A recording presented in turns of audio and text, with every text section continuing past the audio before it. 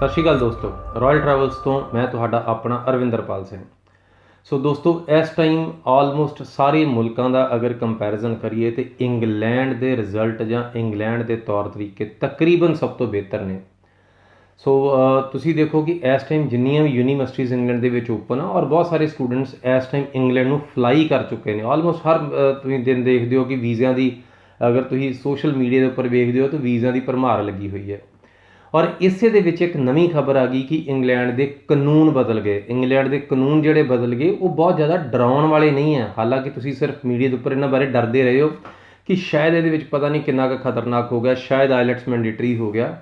सो ये जो नवे कानून ने इन्हों के अगर थोड़ा बहुत मॉनेटरी असी आसपैक्ट छड्ड दईए कि थोड़ा बहुत एक्सपेंसिव होया, लिविंग थोड़ी जी एक्सपेंसिव हुई, इंश्योरेंस थोड़ी जी एक्सपेंसिव हुई, पर इस तो अलावा बहुत सारिया चीज़ां स्टूडेंट्स के फायदे दियाँ होर हुई। वो की ने?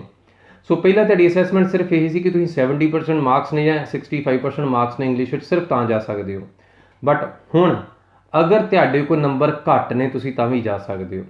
सो पहला सी कि तुसीं 6 बैंड तो थल्ले अगर तुहाडे कोल स्कोर है तुसीं बिल्कुल पॉसीबल नहीं हैगा कि अगर तुहाडे कोल लाइक नंबर भी घट ने +2 दे विच और बैंड भी 5 या 5.5 ने तो तुहानूं शरेआम मना कर दिता जाता सी कि जां 6 बैंड लियाओ जां 70% नंबर लै लो, नहीं तो हो नहीं सकना। हुण इन्हां दोनों सूरतां दे विच भी इंग्लैंड जाना पॉसीबल आ। बिल्कुल बिल्कुल दुरुस्त सुनिया तुसीं। सो इन्हां दोनों सूरतां दे विच कि अगर तुहाडे कोल बैंड्स की परसेंटेज घट है जां तुसीं PTE कीता है जां बहुत सारे ऐसे टैसट कोई होर इंग्लिश का टैसट कीता है, ਉਹਦੇ ਉੱਪਰ ਵੀ ਤੁਹਾਡੇ ਕੋਲ ਬਿਲੋ ਐਵਰੇਜ ਨੰਬਰ ਨੇ ਜਾਂ ਐਵਰੇਜ ਦੇ ਕਰੀਬ ਨੰਬਰ ਨੇ। ਜਿੱਦਾਂ UKVI ਦੇ ਵਿੱਚ ਤੁਹਾਡੇ ਕੋਲ ਅਗਰ 4.5 5 ਦੇ ਕਰੀਬ ਬੈਂਡਸ ਹੋਣਗੇ ਇਕੁਇਲੈਂਟ ਆ। ਤੁਹਾਡੇ ਕੋਲ 46 ਨੰਬਰ ਅਗਰ PTE ਦੇ ਆ ਉਹ ਵੀ ਓਕੇ ਆ। ਸੋ ਇਸੇ ਤਰੀਕੇ ਨਾਲ ਤੁਸੀਂ ਅਗਰ ਨੋਰਮਲ ਜਿਹੜਾ ਤੁਸੀਂ ਆਈਲੈਟਸ ਕੀਤਾ ਹੋਇਆ ਉਹਦੇ ਵਿੱਚੋਂ ਤੁਹਾਡੇ ਕੋਲ 5 ਜਾਂ 5.5 ਬੈਂਡ ਨੇ ਤਾਂ ਵੀ ਓਕੇ ਆ। सो ये मतलब हुण जिहड़े अगे डर सी तुहानूं बहुत सारे कि शायद इस तो बिना UK नहीं लेगा, UK दी यूनीवर्सिटीज़ एक कदम अगे चल गई हुण। कारण की होया कि ये जिहड़े नवां सिस्टम सी पहलां साडे कोल 40 पॉइंट्स के उपर असैसमेंट है कि 40 पॉइंट के उपर तुहानूं वीज़ा दिसना आ कि अगर 30 पॉइंट 10 दे यूनीवर्सिटी दे और 10 पॉइंट तुहाडे कोल मेनटेनेंस दे 40 होणगे तो वीज़ा आएगा।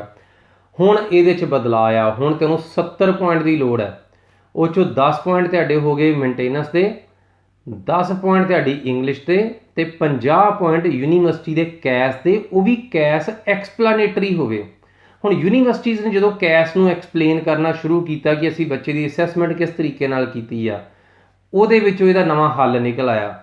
और हल ये है कि तुहाडे 10 नंबर जिहड़े इंग्लिश के वो तुहानूं कौन देगा? यूनीवर्सिटी असैसमेंट करके देगी। सो बाकमाल, बिकॉज पहला सानूं लगता सी कि बिना आइलैट्स तो पॉसीबल नहीं हो पाएगा, 6 बैंड तो थल्ले पॉसीबल नहीं हो पाएगा।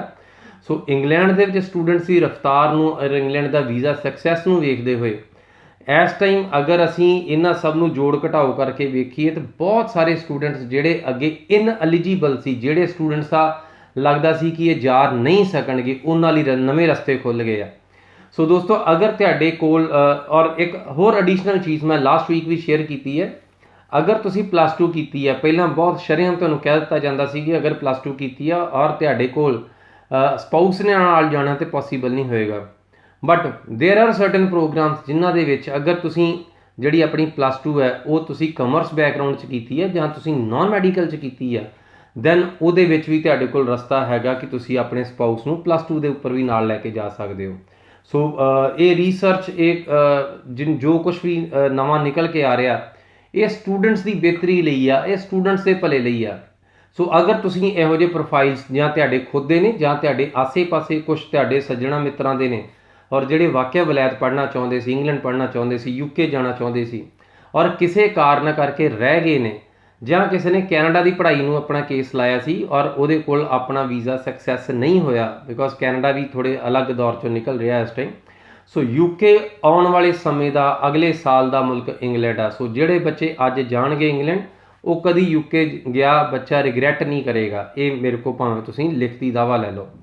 सो अगर तुसीं बाहर जाना चाहुंदे हो, वलैत पढ़ना चाहुंदे हो और तुसीं अपने ऐसे कुछ सज्जणा मित्रां नूं भी जाणदे हो जिन्हां दे प्रोफाइल्स तुहाडे अप टू द मार्क नहीं हैगे, तुसीं मेरे नाल गल करो, अपने डॉकूमेंट्स लैके मैनूं मिलो। 92 168 92 168 नंबर है, ਇਹਦੇ ਉੱਪਰ ਜਾਂ ਡਾਕੂਮੈਂਟ WhatsApp ਕਰਕੇ ਤੁਸੀਂ ਉਸ ਤੋਂ ਬਾਅਦ ਮੇਰੇ ਨਾਲ ਗੱਲਬਾਤ ਕਰ ਸਕਦੇ ਹੋ, ਤਾਂ ਕਿ ਤੁਹਾਡਾ ਪ੍ਰੋਫਾਈਲ ਨੂੰ ਮੈਂ ਗੋ ਥਰੂ ਹੋ ਕੇ ਅਤੇ ਤੁਹਾਨੂੰ ਅਸੀਂ ਪਹਿਲਾਂ ਐਡਵਾਈਸ ਕਰ ਸਕੀਏ ਕਿ ਤੁਹਾਡੇ ਲਈ ਸਹੀ ਕੀ ਹੈ ਤੇ ਕੀ ਨਹੀਂ ਹੈ। ਸੋ ਦੋਸਤੋ, ਇਹ ਸ਼ਾਇਦ ਇਹ ਮੌਕੇ ਬਾਰ-ਬਾਰ ਨਹੀਂ ਆਉਣ, ਬਿਕੋਜ਼ ਇਹ ਮੌਕੇ ਬਾਰ-ਬਾਰ ਕਿਉਂ ਜਨਰੇਟ ਹੋ ਰਹੇ ਨੇ ਕਿ ਅਸਲ ਦੇ ਵਿੱਚ ਇੰਗਲੈਂਡ ਦੀ ਯੂਨੀਵਰਸਿਟੀ ਦੀ ਜਿਹੜੀ ਅਸੈਸਮੈਂਟ ਦਾ ਤਰੀਕਾ ਆ ਉਹ ਹੈਗਾ ਇਕਲੌਤਾ 6 ਬੈਂਡ ਦਾ। ਸੋ 6 ਬੈਂਡ ਤੋਂ ਥੱਲੇ ਕੋਈ ਯੂਨੀਵਰਸਿਟੀ ਸਟੂਡੈਂਟ ਲੈ ਨਹੀਂ ਸਕਦੀ। ਪਰ ਇਸ ਮਹਾਮਾਰੀ ਦੇ ਸਮੇਂ ਦੌਰਾਨ ਇਹ ਮੰਨਿਆ ਜਾਂਦਾ ਕਿ ਬਹੁਤ ਸਾਰੇ ਸਟੂਡੈਂਟਸ ਪੇਪਰਸ ਵਿੱਚ ਕਲੀਅਰ ਨਹੀਂ ਕਰ ਪਾਉਂਦੇ ਜਾਂ ਪੇਪਰ ਦੇ ਨਹੀਂ ਸਕਦੇ ਜਾਂ ਪ੍ਰੈਪਰੇਸ਼ਨ ਦੀ ਉਹਨਾਂ ਦੀ ਇੰਟੈਗ੍ਰਿਟੀ ਖਰਾਬ ਹੋਈ ਹੈ। ਸੋ ਇਹ ਸਭ ਦਾ ਬੈਨੀਫਿਟਸ ਆਫ ਡਾਊਟ ਕਿਹਦੇ ਪੱਖ 'ਚ ਭੁਗਤ ਰਿਹਾ? ਸਟੂਡੈਂਟ ਦੇ ਪੱਖ ਦੇ ਵਿੱਚ।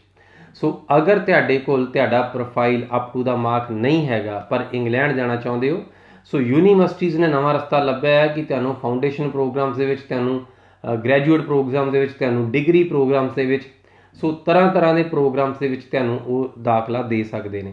ਔਰ ਇਹ ਦਾਖਲਾ UK ਦੇ ਨਿਯਮ ਦੇ ਅਧੀਨ ਹੀ ਹੋ ਸਕਦਾ ਹੈ, ਬਿਕੋਜ਼ ਇਸ ਟਾਈਮ ਜਿੰਨੇ ਵੀ ਕੈਸ਼ ਇਸ਼ੂ ਕਰਨਾ ਹੈ ਉਹ ਸਿਰਫ ਤੇ ਸਿਰਫ ਪਬਲਿਕ ਯੂਨੀਵਰਸਿਟੀਜ਼ ਨੇ। ਸੋ ਕੋਈ ਬਹੁਤ ਸਾਰੇ ਪ੍ਰਾਈਵੇਟ ਇੰਸਟੀਟਿਊਸ਼ਨ ਦੀ ਦੌੜ 'ਚ ਨਹੀਂ ਹੈਗੀ।